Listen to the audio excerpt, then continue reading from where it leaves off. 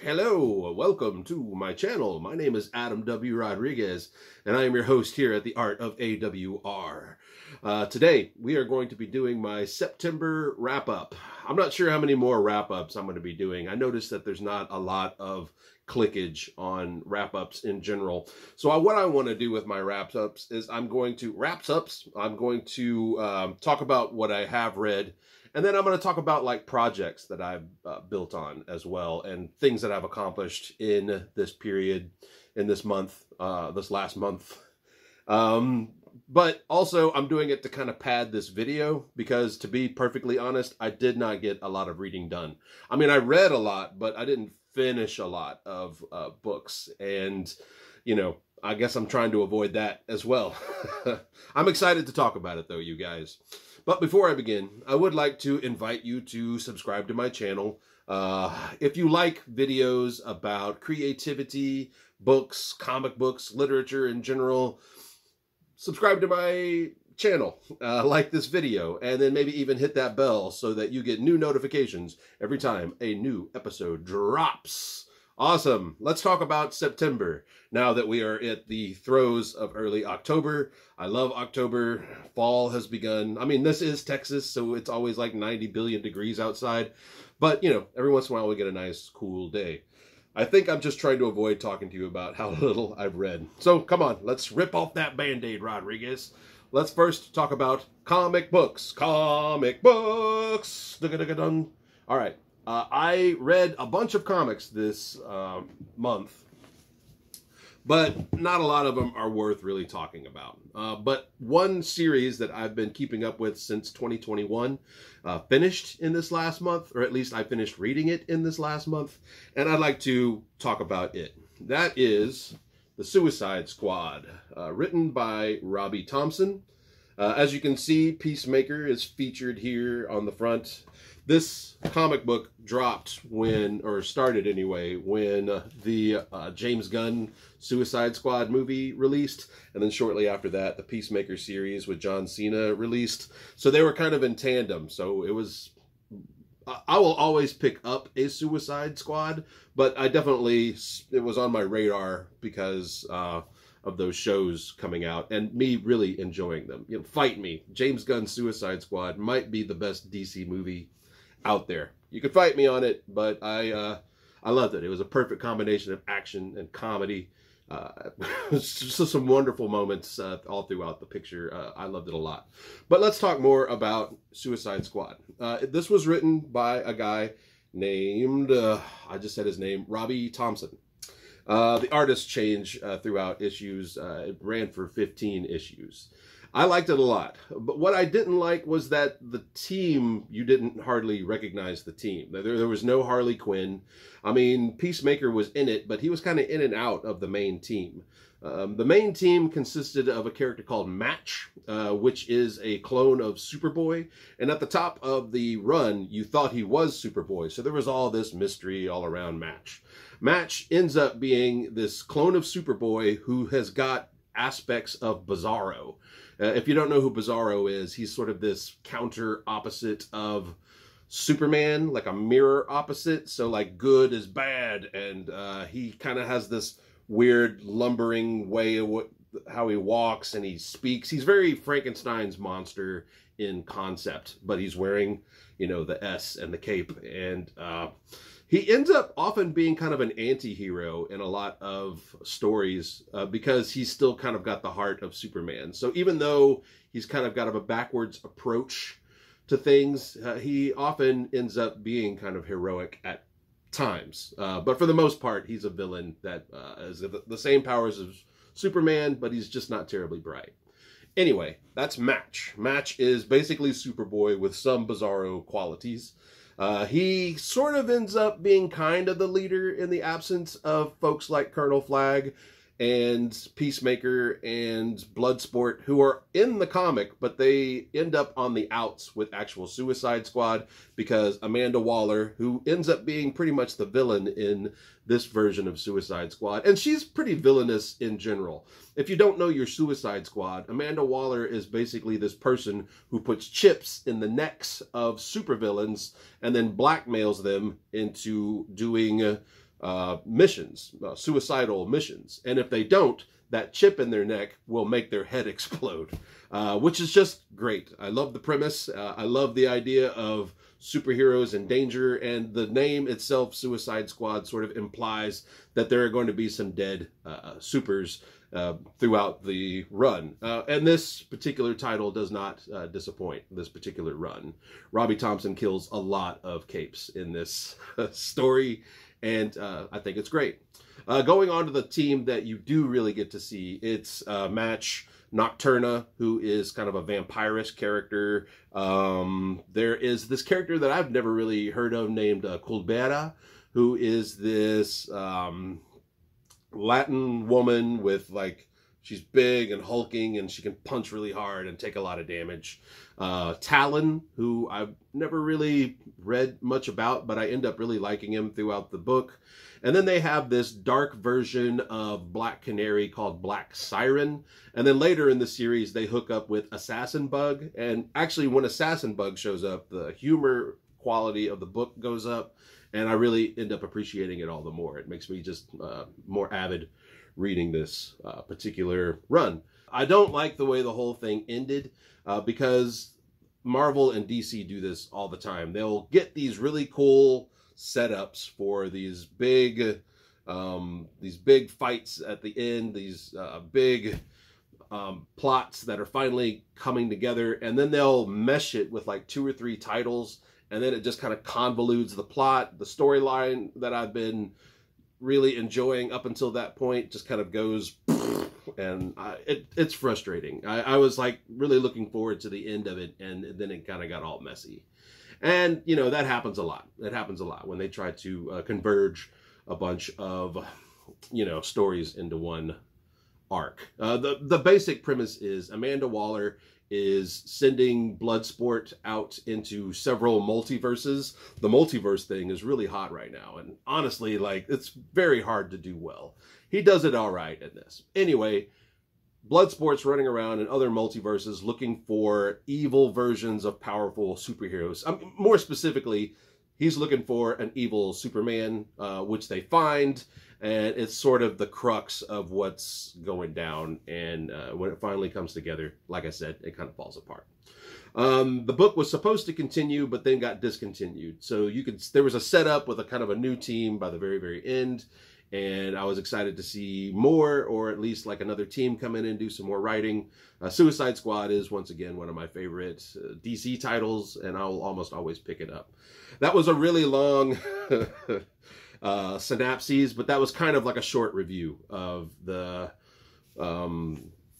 Suicide Squad by Robbie Thompson. I'm going to try to do that in some of my wrap-ups now, or books that I don't do full reviews on. I'm going to do mini reviews throughout the wrap-up. So anyway, if I had to give Suicide Squad a score in my 1 to 10, this bad boy would be, man, I'm going to give you a 6.5, which is pretty much a 7. All right, are you a 7?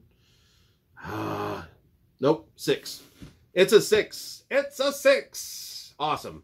Now we've talked about all the comics that are worth talking about from September. Let's move on. I'm going to talk now about novels that I've read in September. Novels that I've read in September. Okay, cool.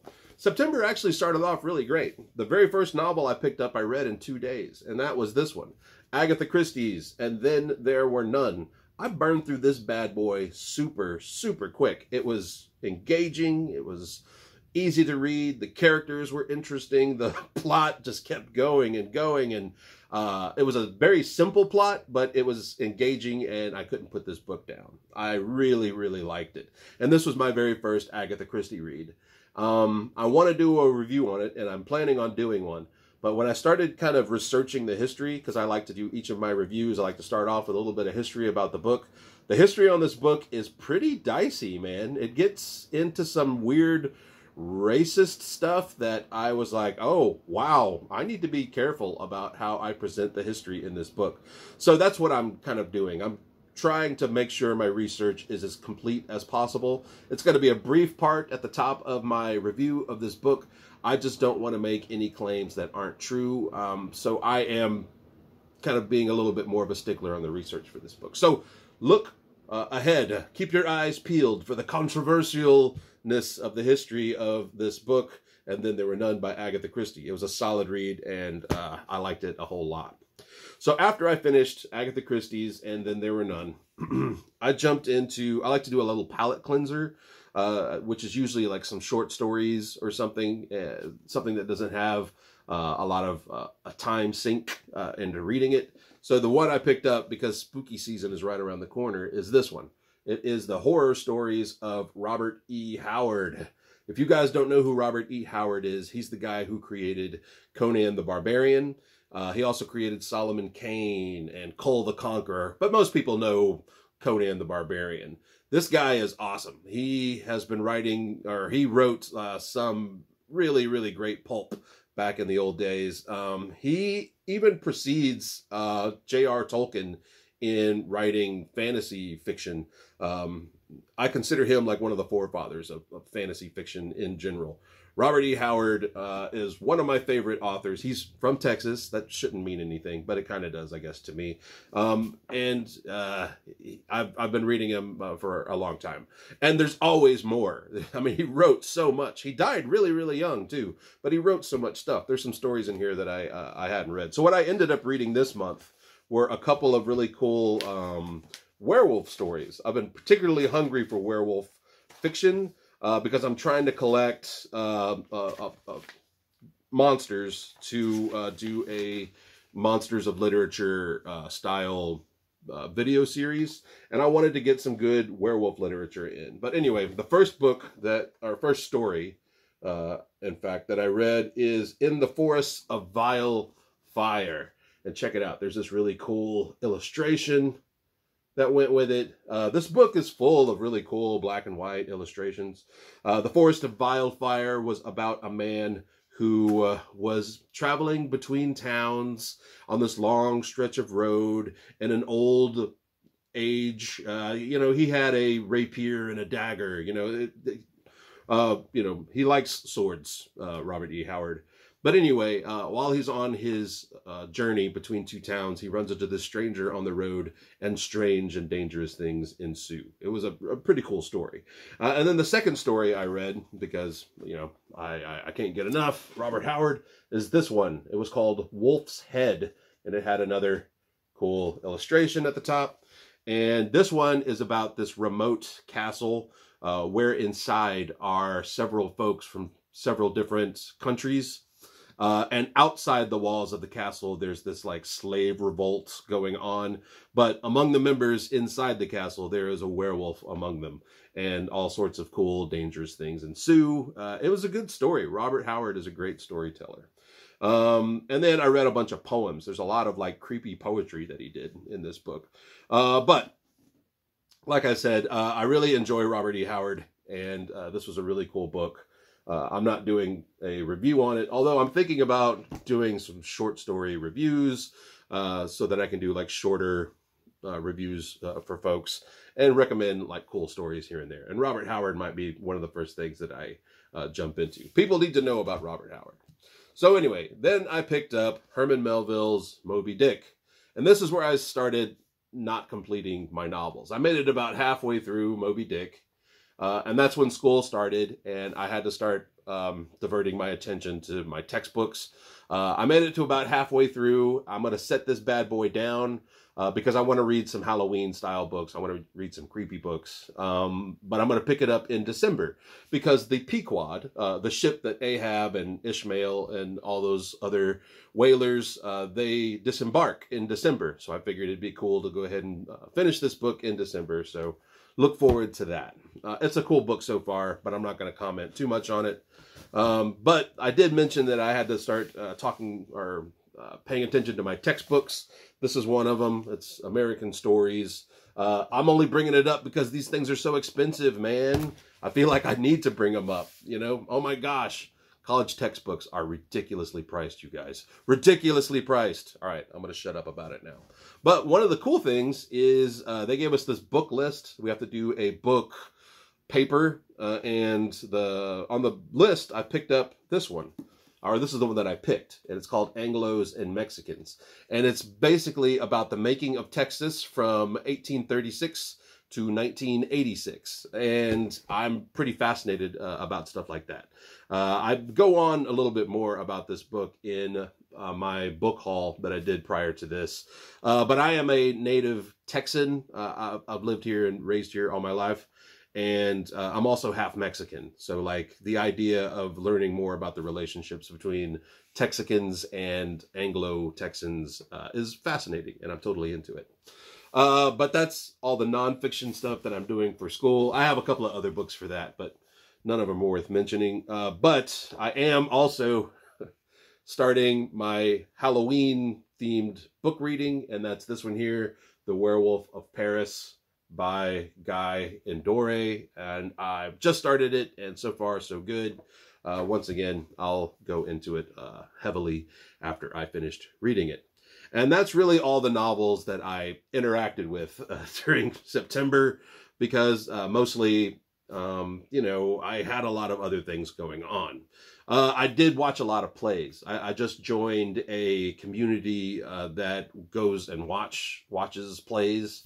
And so last month there was a lot of play watching, and most of them were world premiere plays. I've said it before that I don't like to review world premieres because most of the time the authors premiere them in order to tweak and workshop them in front of an audience. So most of the time the play that I see isn't going to be the play that's published. So I tend to only review published plays. I did watch one play that was published this last month, and that play was called Tick, Tick, Boom. You might recognize it because Netflix did a movie version of it with Spider-Man, Andrew Garfield, and it got pretty good reviews, good recognition. It was written by a guy named Jonathon Larson.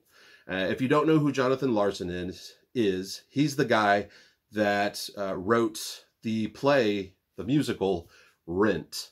If you don't know what Rent is, it was a very, very popular play right around the turn of the millennium in the mid to late 90s into the 2000s. It is this play about struggling artists who are trying to make it, and they are kind of in the shadow of the HIV/AIDS epidemic that's going on. It's moving. It's got some wonderful songs. I was working in and out of musical theater when it was released, so I was definitely exposed to a lot of Rent. I've never seen it live, but I have watched, you know, TV or movie adaptations, and it's wonderful. It's good stuff. So going back to Tick, Tick, Boom, it was written by this guy, Jonathon Larson. And it's about this struggling artist who is trying to get recognized. He's about to turn 30, so he thinks that his life has been a waste of time and all of this, you know, art is never going to pay off. And by the end of it, it starts to go well. I'm not going to try to give away too much of the plot because it's kind of basic in that regard. You know, struggling artist trying to make it, get some recognition. So usually this trope is kind of annoying to me. I'm not into struggling artist who makes it big tropes. And maybe it's because I myself am an artist who struggles from time to time. I don't know. That's probably true. Psychologically, that's probably exactly what it is. And like I said, I remember rolling my eyes when I was exposed to the story arc. And now I feel bad about it because I've actually read up on Jonathon Larson. And he passed away right when Rent was starting to get some momentum. So he never actually got to enjoy being successful. He passed right when Rent was starting to become this big, big thing. And so it's very tragic, really, because he writes about artists who are struggling and finally getting some recognition, when in fact Jonathon Larson passed away before he actually got his recognition. Tick, Tick, Boom was written by Larson before Rent, and he workshopped it a little bit and then eventually turned it into kind of a solo rock piece for like showcasing his talents. And I totally see that. At first, you know, I thought he's the one who wrote it. And then when I went back and researched it, I was like, oh, he wrote it for this very specific thing. Another writer named David Alburn took Tick, Tick, Boom, which at that point was, like I said, this kind of solo piece that showcases your talents, and then turned it into a 3-person play where 3 people play 3 main characters and all of the orbital characters. And the show itself is great for showcasing your singing, your performing as in acting, and even dancing opportunities all throughout it. So like a triple threat can really, really sink their teeth into a show like this and showcase how awesome they are. So I have learned to truly appreciate the history of Tick, Tick, Boom, and knowing the history, it made me appreciate the show itself all the more. So I have to owe that a lot to BookTube. Honestly, I wouldn't have delved into the play near as much if I wasn't trying to be like accurate or give a little bit of history and background on some of these things that I read. And you know, thank you, BookTube. You actually changed my perspective on a show that I liked, but now I fully understand and appreciate it all the more knowing the history. So, you know, I'm not going to pat myself on the back entirely, although I'm really happy I did it. Rock and roll. I'm weird about that, you guys. I'm weird. I can't compliment myself. I can't do it. It's so odd.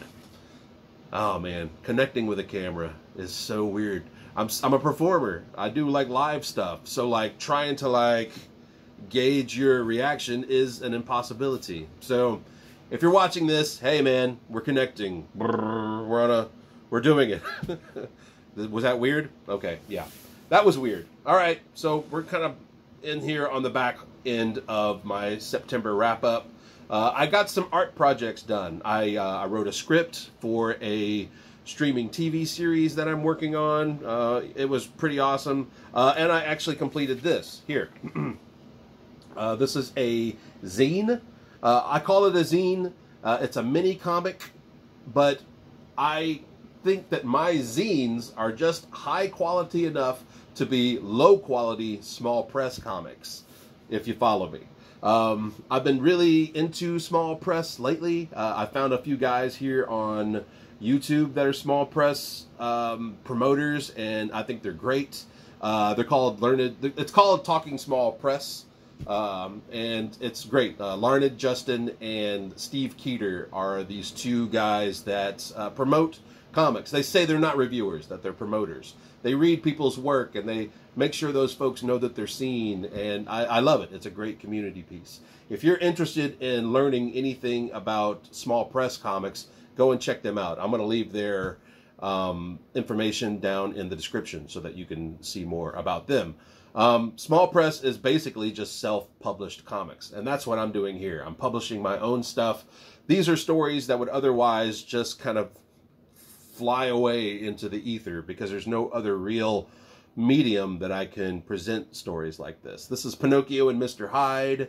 It's a public domain hodgepodge of Pinocchio and Mr. Hyde working together. And as you can see, there's the red ape with the razor. If you're familiar with the Murders in the Rue Morgue, you can guess that it's Pinocchio and Mr. Hyde navigating their way through the story arc of Murders in the Rue Morgue. This is a pretty fun project, and I really, really enjoy it. If you're interested in purchasing one of these, I'll leave the information to my store down in the description as well. I have several other zines that I've been making. This is one of those fun projects that I use as thought and story experiments. I've been wanting to learn comic books for a long time. In fact, it was the first career creatively that I pursued pretty hard, and I just could not get my foot in the door. And, you know, That's fine. I was way younger, and maybe I could try again. Who knows? But I'm not as interested in trying again. All I want to do is create and express. So that's what these are for. Anyway, that's that.